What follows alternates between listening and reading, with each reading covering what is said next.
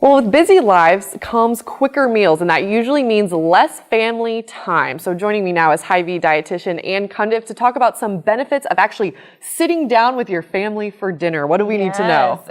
Everything. So I think, did you sit down with your family Not consistently, but a couple times a week? For sure. That's a great goal. Like putting a goal in a couple times a week, sitting down with your family, making a meal together, and actually having conversation helps kids just be better in school. They thrive better. They stay out of trouble a little bit more. And that's why we're focusing on Family Meals Month here in September. Awesome. So what do we need to know about actually getting our kids to sit down with us at dinner time? Yeah, well, my family was very strict. So every evening we had dinner. So I think it's kind of setting a schedule, making sure that you're kind of focusing on a time that you get together.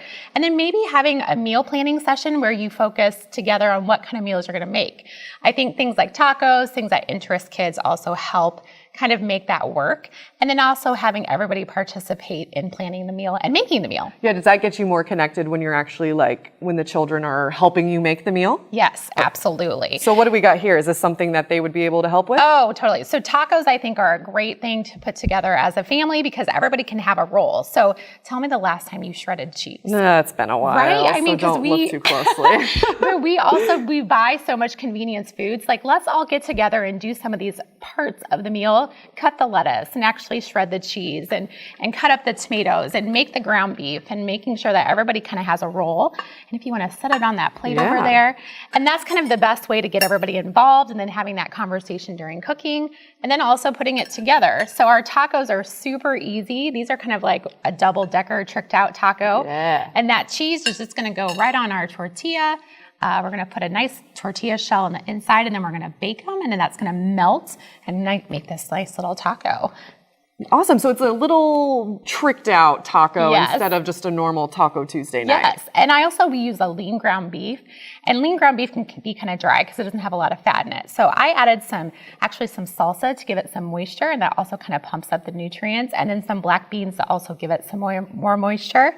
And this is the coolest part. So this is a new kind of thing that I love. Chobani's got this new squeezable Greek yogurt. Ooh. So instead of sour cream, we can actually put together our taco and then we can put that and just squirt it on top. So that's another fun element that kids can get involved in. And if you want to squirt some on top of our taco. Yeah. And I bet with tacos, you're able to kind of customize it per child so that they don't have to have it all the same. And then you can have different toppings. So you could do cheese, you could do extra black beans, you could do, tomatoes, you could do onions, you could do anything that they kind of want, put their little short order in too. How many times a week would you recommend you sit down as a family together? At least try to shoot for 2 or 3. I think with all the busy schedules that we have, that's a great kind of realistic goal for most families. Awesome. Great tips. And thanks so much for joining us today. We will be right back after this break.